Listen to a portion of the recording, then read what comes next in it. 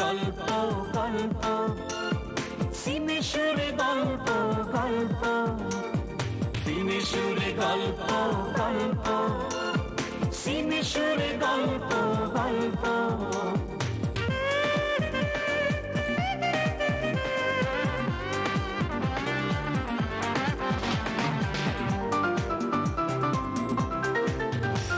মজার সব তথ্য নিয়ে, মজার মজার কথা দিয়ে সাজিয়েছি আড্ডা অল্প স্বল্প। সবাইকে স্বাগত জানাচ্ছি সিনে সুর গল্প অনুষ্ঠানে। আবার কিন্তু চলে এসেছি আপনাদের প্রিয় তারকাকে নিয়ে গল্প করতে। আমাদের বাংলা ছবিতে একটা দারুণ জনপ্রিয় গান আছে, ভালোবাসার মূল্য কত আমি সে তো জানি না, এ জীবন তুল্য কি তার আমি সে তো বুঝি না। কি ভাবছেন এই গানের কথাগুলো কেন বলছি? একটু বুঝিয়ে বলি। 70 দশকে আমরা ফিরে যাই, সেই সময়ের সুদর্শন নায়ক, যাকে অনেকে ড্যাশিং হিরো বলে জানেন। হ্যাঁ, ঠিকই ধরেছেন, চিত্রনায়ক সোহেল রানা আজ আমাদের অনুষ্ঠানে আমন্ত্রিত হয়ে এসেছেন। আজ আমরা চিত্রনায়ক সোহেল রানার সঙ্গে গল্প করব। আপনাকে অনেক অনেক আন্তরিক ধন্যবাদ জানাচ্ছি আমাদের সিনে সুর গল্প অনুষ্ঠানে আসার জন্য। আসসালামু আলাইকুম। আপনার সঙ্গে কিছুক্ষণের মধ্যে আমি গল্প শুরু করব, তবে তার আগে আমি দর্শকদের উদ্দেশ্যে কিছু বলতে চাই। যে দর্শক বন্ধু, আপনাদের কি মনে আছে যে এই গল্পের মধ্যে কিন্তু মজার ধারা থাকবে, কাজেই মনোযোগ কিন্তু সম্পূর্ণ রাখবেন। এখন আমরা গল্পে চলে যাই চিত্রনায়ক সোহেল রানার সঙ্গে। প্রথমে কিন্তু গল্প শুরু করার আগে একটা জিনিস আমি জানতে চাইবো। একটা চমৎকার গান আছে, তুমি যদি বলে দিতে কি বলে তোমায় আমি করব সম্বোধন। তো সোহেল রানা নাকি মাসুদ পারভেজ, কোন নামে আপনাকে আমি সম্বোধন করব? এটা আসলে নির্ভর করবে আপনার উপরে, আপনি যেটা ইচ্ছে সেটা নাম ডাকতে পারেন আমাকে। কারণ আমি দুটো নামেই, আমি প্রযোজক পরিচালক যখন থাকি তখন আমি মাসুদ পারভেজ বলি, আর যখন আমি অভিনয় করি তখন আমি সোহেল রানা বলি। আপনার প্রকৃত নাম কোনটা, মাসুদ পারভেজ নাকি সোহেল রানা? না, আমার প্রকৃত নাম হচ্ছে মাসুদ পারভেজ, এবং এ নামেই আমি আসলে ছবিতে রাখতে চেয়েছিলাম যখন আমি হিরো হিসাবে কাজ করি। কিন্তু আমার বিশেষ এক বন্ধু, তিনি চিত্রলেখ সম্পাদক ছিলেন, তিনি আহমদ জামান চৌধুরী, উনি আমাকে বললেন যে তোমার এই মাসুদ পারভেজ নামটা একটু হার্ড মনে হচ্ছে, সাধারণ লোকজনের কাছে খুব একটা কষ্টকর ব্যাপার হবে, পারভেজ শব্দটা আমাদের কাছে খুব বেশি একটা পরিচিত না। তো ও তখন আমাকে বললো যে, আমি বললাম যে তাহলে কি করবো? বললো যে তোমার নাম সোহেল রানা। এখন আমি আপনাকে একটু ছেলেবেলায় নিয়ে যেতে চাচ্ছি, যে আপনার ছেলেবেলা কোথায় কেটেছে, কোথায় পড়াশোনা করেছেন? আসলে আমার ছেলেবেলাটা প্রচন্ড রকম ভাবে মানে অন্য সকলের মতো এক জায়গায় কাটেনি। আমার বাবা একজন পুলিশ অফিসার ছিলেন, যে কারণের জন্য প্রতি 2 বছর অন্তর অন্তর চেঞ্জ হতো। দেশের বাড়ি কোথায় আপনার? আমার দেশের বাড়ি যদি বলেন তাহলে তো বলবো যে আমি এখন আছি ঢাকাতে, এবং এখানেই গত 30 বছর পর্যন্ত আছি, সেই হিসেবে তো আমাকে ঢাকাই বলা উচিত। কিন্তু আমার দাদার কথা যদি বলেন তাহলে সেটা আমাকে বলতে হবে আমার বাড়ি বরিশাল। আমরা যতদূর জানি যে আপনি ইউনিভার্সিটিতে পড়া অবস্থায় মানে ছাত্র রাজনীতিতে প্রত্যক্ষভাবে জড়িত ছিলেন। তো এই সিচুয়েশন থেকে আপনি এই রঙিন জগতে, চলচ্চিত্র জগতে, দুটোর ধারা কিন্তু মানে দুটোর অবস্থান ভিন্ন রকম, কিভাবে চলে আসলেন? ভিন্ন রকম এই কথাটা জবাব আমি পরে দিচ্ছি, আগে জবাব দিয়ে নেই। সেটা হচ্ছে যে ছাত্র রাজনীতি আমি করতাম, সেটা অত্যন্ত সত্যি কথা। 1963-তে আমি ময়মনসিংহ আনন্দমোহন কলেজের ছাত্রলীগের প্রেসিডেন্ট ছিলাম। 1965-এ ময়মনসিংহ গ্রেটার ময়মনসিংহের জেনারেল সেক্রেটারি ছিলাম। 1966-এ হোল ইস্ট পাকিস্তান স্টুডেন্টস লীগের এজিএস ছিলাম। তার পরবর্তী পর্যায়ে আমি স্বাধীনতার পরবর্তী পর্যায়ে আপনার এই তৎকালীন ইকবাল হল, আজকে যেটা সার্জেন্ট জহুরুল হক বলা হয়, ওখানে আমি ভিপি ছিলাম, ভাইস প্রেসিডেন্ট ছিলাম। তো তখন পর্যন্ত ছাত্র রাজনীতির সাথে সম্পৃক্ত ছিলাম, এবং ছাত্র রাজনীতির সাথে থাকবো এই ধরনের একটা চিন্তা ভাবনা ছিল। কিন্তু স্বাধীনতা যুদ্ধ থেকে ফিরে আসার পরবর্তী পর্যায়ে আমি যখন হলে গেলাম, তখন আমাদের হলে যে দারোয়ান ছিল সে বললো যে স্যার আপনারা দেশ স্বাধীন হয়ে গেল, আপনারা অনেকেই ফিরে আসলেন, কিন্তু সবাই তো ফিরে আসলো না। এই কথাটা আমাকে প্রচন্ড রকম ভাবে হাউন্ড করা শুরু করলো।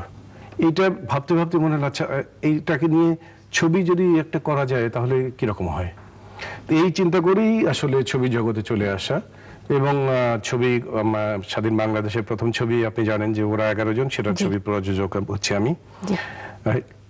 এবং প্রযোজনা করার পরে ওরা 11 জন প্রযোজনা করার পরে বঙ্গবন্ধু শেখ মুজিবুর রহমান ছবিটাকে দেখলেন। ওটা কি মুক্তিযুদ্ধের উপরে কি এটা প্রথম ছবি ছিল? মুক্তিযুদ্ধের উপরে শুধু বলবো না, বাংলাদেশ স্বাধীন বাংলাদেশের প্রথম তৈরি ছবি। জি। প্রথম কোন ছবিতে আপনি নায়ক হিসেবে? মাসুদ রানা, দ্বিতীয় ছবি, মানে প্রোডিউসার হিসেবে আমার দ্বিতীয় ছবি। কত সনে ছিল? আমি যেটা জানতে চাইবো যে সেই সময় কিন্তু আমাদের দেশে ববিতা, শাবানা, কবরী, সুচরিতা এরা কিন্তু মানে হিট নায়িকা ছিলেন। তো আপনার সেই ছবিতে সোমা মুখার্জি ইন্ডিয়ান নায়িকা ছিল, তো আপনি তাকে কাস্ট করেছিলেন। তো এটার পেছনে কি কোনো বিশেষ কোনো কারণ ছিল? এসব বিশেষ কোনো কারণ ছিল না, কিন্তু সত্যি না বললেই যেহেতু নয় সেহেতুই আমি বলছি। আমি ছবিটা যখন এপার ওপার করলাম তখন আমি ওরা প্রথমে আমি গেলাম শাবানার কাছে, যেহেতু উনি আমার আগে ছবিতে কাজ করেছেন। উনি আমার কাছে একটা উনি ঠিক নন, ওনার আব্বা আমার কাছে একটা ফেবুলাস অ্যামাউন্ট চেয়ে বসলেন, যেটা আমার পক্ষে তখন দেওয়া পসিবল হলো না। Then I went to Babita. Babita বললেন যে আমি 1 মাস আউটডোর টাইম দিতে পারবো না। আসলে তারপরে আসলাম আমি সুচরিতার কাছে। সুচরিতা যাবার 2 দিন আগে বললো যে আমার আউটডোরে যাবার 2 দিন আগে বললো যে আমার নানু অসুস্থ হয়ে আছেন হাসপাতালে, কাজে আমি যেতে পারবো না। তো আসলে এই 3 জন না যাওয়ার কারণের জন্যই আমি অনেকটা রাগ হয়ে আমি একজনকে পাঠালাম কলকাতাতে, যে কাউকে পাও, যাকে খুশি তাকে পাও, তাকে নিয়ে চলে আসো, আই উইল মেক হার।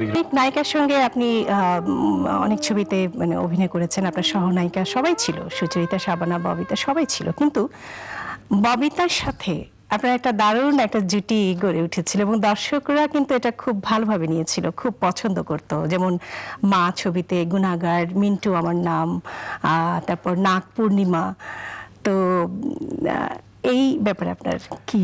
এই ব্যাপারে তো এটা আসলে তো আপনি নিজেই উত্তর দিয়েছেন, সেটা হচ্ছে যে দর্শকরা পছন্দ করেছে। দর্শকরা পছন্দ করেছে বলেই যারা প্রোডিউসার তারা নিয়েছে আমাদেরকে। যে ববিতার ফেসের মধ্যে একটা আরবান টাইপের একটা ফেস, তো আমি আমার চেহারার মধ্যেও হয়তো কিছুটা আপনার এই আরবান ফেসটা ছিল। ববিতাকে যেহেতু আরবান ক্যারেক্টারে মানাতো এবং যেহেতু আমাকে আরবান ক্যারেক্টার মানাতো, সেই কারণে যেন হয়তো বা আমাদের দুজনকে পাবলিক বেশি পছন্দ করতো এবং সে কারণের জন্য বেশি ছবিতে আসছে। এবং সময়কার যে ছবিগুলো ছিল সেই ছবিতে আপনারা যারা নায়ক নায়িকা ছিলেন, কাহিনী ছিল, গান ছিল, সেগুলো বাস্তবের সাথে কিন্তু একটা দারুণ একটা মিল ছিল। তো দর্শকরা কিন্তু সেই সময়ে প্রচুর ছবি দেখতো, আমাদের বাংলা ছবি, কিন্তু এখন সেটা দেখা যাচ্ছে না বলে হয়তো বা দর্শকরা মানে সেই সব মানে ছবি দেখে না। আমি শুধু ছোট একটা কথা বলি, সেটা হচ্ছে যে চলচ্চিত্র জগতের লোকজন যারা, তারা তো সমাজেরই লোক, সমাজের বাইরে থেকে তো আমরা আসিনি, আমরা এলিয়েন না, আমরা আর একটা স্টার থেকে এখানে আসিনি। যদি এলিয়েন না হই তাহলে সমাজের একটা ছবি, সমাজে যেটা চলছে, সমাজে যেটা আছে তারই প্রতিচ্ছবি বর্তমানে বাংলাদেশ চলচ্চিত্র করছে। ভালোবেসে সব অভিনেতা অভিনেত্রীরা আসেন, এমনও দেখা গেছে। হ্যাঁ, আসতেন, এখনো হয়তোবা আসে, হয়তোবা কিছু মানে কম বেশি হতে পারে। আমি আই রিজার্ভ মাই কমেন্ট। তো আমার প্রশ্নটা হচ্ছে যে এই যে ভালোবেসে অভিনয় জগতে আসা, চলচ্চিত্রের অনেক অভিনেতা অভিনেত্রী ভালোবেসে চলচ্চিত্রে এসেছেন, সারা জীবন অভিনয় করেছেন, কিন্তু অনেককে দেখা গেছে যে বিনিময়ে তারা তেমন কিছু পাননি, সারাটা জীবন অভিনয়ের পিছনে দিলেন, অথচ তাদের জীবনের শেষ দিকে তারা এতই অবহেলিত ছিল এবং আর্থিক দিক থেকে এতই মানে অবহেলিত ছিল যে তাদের সামান্য অসুখ বিসুখেও ট্রিটমেন্ট করানোর মতো তাদের সামর্থ্য থাকেনি। অনেকেই আছেন, সুমিতা দেবী বলেন কিংবা মায়া হাজারিকা, খান জয়নুল, এমন অনেকে আছেন। তো বর্তমানে আমরা শুনতে পাচ্ছি যে রানী সরকার সারা জীবন অভিনয় করেছেন, হ্যাঁ, দর্শকদের অনেক সুন্দর সুন্দর ছবি উপহার দিয়েছেন, তিনি এখন দারুণ মানবতা জীবনযাপন করছেন। তো এইসব শিল্পীদের এই যে সারা জীবন কষ্ট করলো, অভিনয় করলো, তো এখন এই যে দুরবস্থা, তো তাদের তাদেরকে নিয়ে আপনাদের কি চিন্তা ভাবনা আছে, যে চলচ্চিত্রে কি কোনো দায়িত্ব নেই এদেরকে মানে মানে কোনো পুনর্বাসন করার কিংবা তাদেরকে সহযোগিতা করার? সুন্দর প্রশ্ন। এটা আসলে আমারই প্রশ্ন, আমি এটা বলতে চাই, কিন্তু আমি বলার সুযোগ পাই না, বলতে পারি না। ছোট্ট কথায় যদি জবাব দিই তাহলে বলতে হবে যে একটি জাতি তার আইডেন্টিটিটা কি? আইডেন্টিটি হচ্ছে তার কালচার। আসলে আমরা তেমনি ভাবে মানে অবহেলিত একজন অভিনেত্রী রানী সরকার উপর একটি সচিত্র প্রতিবেদন দেখি। চলুন। রানী সরকার আমাদের দেশের চলচ্চিত্র অঙ্গনের 60-এর দশকের সারা জাগানো অভিনেত্রী। জন্ম সাতক্ষীরা জেলার সোনাতলা গ্রামে। প্রথমে গায়িকা, এরপর গায়িকা থেকে অভিনয় শিল্পী। বেতার, টেলিভিশন, মঞ্চ, চলচ্চিত্র সবখানেই ছিল তার পদচারণা। রানী সরকার ছবির জগতে আত্মপ্রকাশ করেন দূর হ্যায় শুকনা গাঁও ছবির মাধ্যমে। এদেশের মানুষকে ভালোবেসে চলচ্চিত্র শিল্পকে আঁকড়ে ধরে তিনি একের পর এক অভিনয় করেছেন অসংখ্য ছবিতে। জয় করেছেন অগণিত দর্শক শ্রোতার হৃদয়।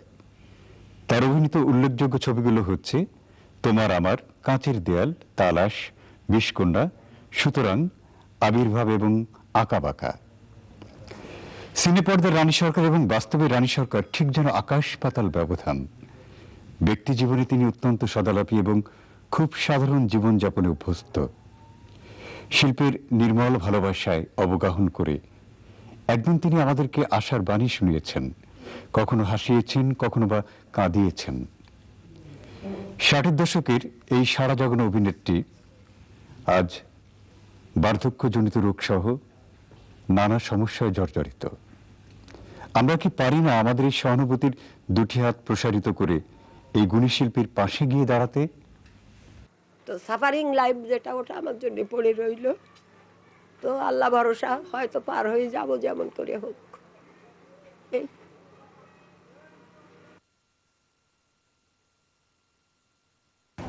অনেকে বলে থাকে যে সোহেল রানা, চিত্রনায়ক সোহেল রানা মুডি হলেও বেশ রোমান্টিক। এই কথাটা কি সত্য? আমি তো বলতে পারবো না। অনেকে যারা বলেন, বাইরে যারা বলেন, তারাই তো সঠিক বলবেন, কারণ তারাই তো আমার সম্পর্কে বলবেন। আমার সম্পর্কে তো আমি কিছু বলতে পারবো না। আমি মুডি, এ কথাটা বোধহয় কিছুটা সত্য হতে পারে। আর রোমান্টিক অর্থটা, এটা আমাদের দেশে যেভাবে ব্যবহার করা হয় রোমান্টিক, সেটা হচ্ছে আমি একটা ফুল দেখে আমার কাছে খুব সুন্দর লাগে। এবার আপনার ঘর সংসার সম্পর্কে কিছু জানতে চাইবো। ঘর সংসার, ওই যে আমার স্ত্রী আছেন একজন, সকালবেলা চলে যান হাসপাতালে, শি ইজ এ ডক্টর। আর I have got only one son, সে এবার এ লেভেলে পরীক্ষা দিচ্ছে। বাবাকে নিয়ে কোথা থেকে শুরু করতে পারি? অ্যাক্টর, ফিল্ম স্টার, ডাইরেক্টর, আর বাবা শেষে। এখন ফিল্মে দিক দিয়ে আমার বাবা মানে এই দেশের একটা লেজেন্ড বেসিক্যালি। কিন্তু আমার দেখার মধ্যে আমার যেটা সবচেয়ে আমি ভেবেছিলাম আমার কাছে আজব লাগবে, নাগ পূর্ণিমা ছবিটা।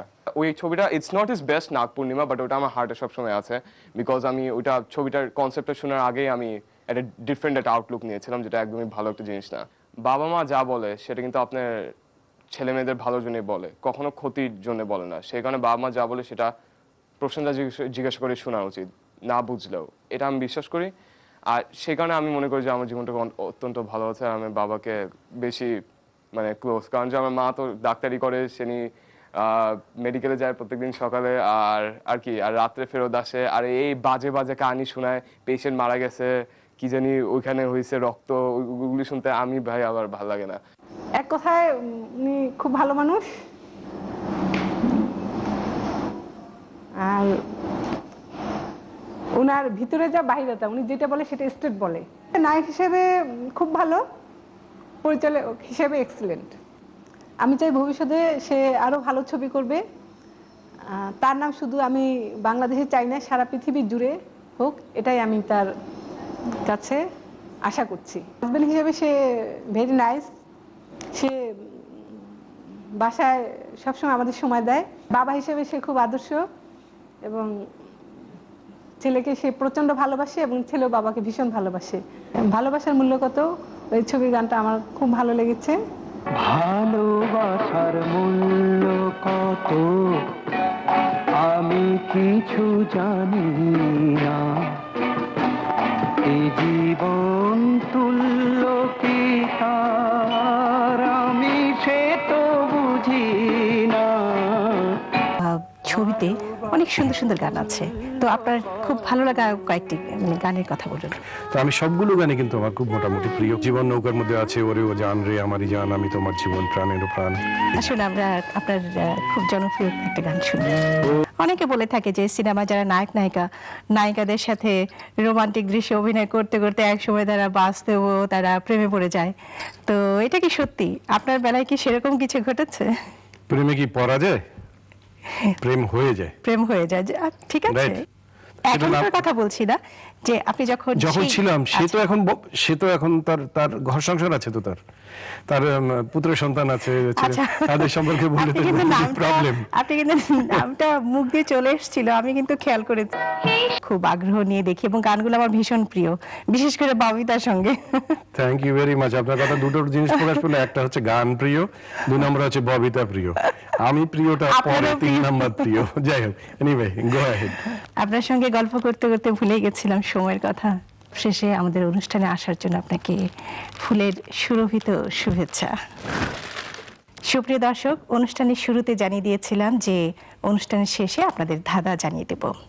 আজকের গল্প থেকে আপনাদের জন্য ধাঁধা হচ্ছে, চিত্রনায়ক সোহেল রানা অভিনীত এপার ওপার ছবিতে সোহেল রানার নায়িকা কে ছিলেন? আপনাদের লিখে পাঠাতে হবে এই ঠিকানায়। প্রযোজক সিনেসুরে গল্প, কক্ষ নম্বর 223, বাংলাদেশ টেলিভিশন ভবন, রামপুরা, ঢাকা 1219। এবারে জানিয়ে দিচ্ছি গত পর্বের ধাঁধার ভাগ্যবান বিজয়ীর নাম। গত পর্বে ধাঁধা বিজয়ী সঠিক উত্তরদাতা হলেন মোহাম্মদ আব্দুল মান্নান, গ্রাম কাশীপুর লাকসামপাড়া, থানা রানীশঙ্কল, জেলা ঠাকুরগাঁও। সিনেসুর গল্প অনুষ্ঠানের পক্ষ থেকে ডাকযোগে আপনার ঠিকানা পৌঁছে দেওয়া হবে আকর্ষণীয় পুরস্কার। আমাদের সিনেসুর গল্প অনুষ্ঠানটিকে ভালোবেসে আপনারা অনেকে অনেক অনেক চিঠি পাঠিয়েছেন। আপনারা লিখেছেন যে আমাদের অনুষ্ঠানটি আপনাদের খুব ভালো লাগে এবং ভালো লাগে বলে আপনারা অধীর অপেক্ষা করে আপনারা বসে থাকেন। তো অনেক মজার মজার চিঠি এসছে, তার মধ্যে থেকে আমি দু একটি চিঠি আমি পড়ে শোনাচ্ছি। শ্রাবণী আক্তার রূপা বাগেরহাট থেকে লিখেছেন যে এই অনুষ্ঠানে ওনার তার প্রিয় তারকাদের দেখতে চান এবং অনুষ্ঠানটি যাতে বন্ধ না হয় সেই জন্য রিকোয়েস্ট করেছেন। আপনাকে বলছি যে আপাতত অনুষ্ঠানটা আপনারা দেখতে থাকুন এবং আমাদের সিনেসুর গল্প অনুষ্ঠানের সঙ্গেই থাকুন, আশা করছি আপনাদের ভালো লাগবে। আরেকজন চিঠি পাঠিয়েছেন রাজশাহী থেকে। তিনি লিখেছেন তার ইচ্ছের কথা যে তিনি একজন চিত্রনায়ক হতে চান। তো এই লিখে আমাদের কাছে চিঠি পাঠিয়েছেন যে ভবিষ্যতে চিত্রনায়ক নাইম, রাজশাহী থেকে লিখেছেন। খুব মজা করে লিখেছেন চিঠিটি, আপনাকে অনেক ধন্যবাদ। মোহাম্মদ আতিক হোসেন ইমন রংপুর থেকে লিখেছেন যে আমাদের এই অনুষ্ঠানে কোনো গায়ক গায়িকা আসবেন কিনা। আপনাকে বলছি অবশ্যই আসবেন। সিনেসুরে গল্প অনুষ্ঠানটি চলচ্চিত্র বিষয়ক, যে সমস্ত গায়ক গায়িকা চলচ্চিত্রে কণ্ঠ দিয়েছেন অবশ্যই তাদেরকে আমন্ত্রণ জানানো হবে আমাদের এই অনুষ্ঠানে। আপনাদের সবাইকে চিঠি লেখার জন্য অনেক অনেক ধন্যবাদ জানাচ্ছি। আশা করছি আগামীতে আপনারা অনেক অনেক চিঠি দেবেন। শেষ হয়ে গেল সিনেসুরে গল্প অনুষ্ঠানের আজকের সকল আয়োজন। আগামীতে আবারও দেখা হবে আপনাদেরই প্রিয় কোনো তারকার সাথে গল্প করতে।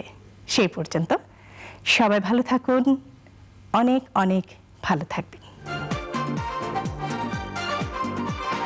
কথা, ছবি, গান, গল্প নয় একবারে অল্প।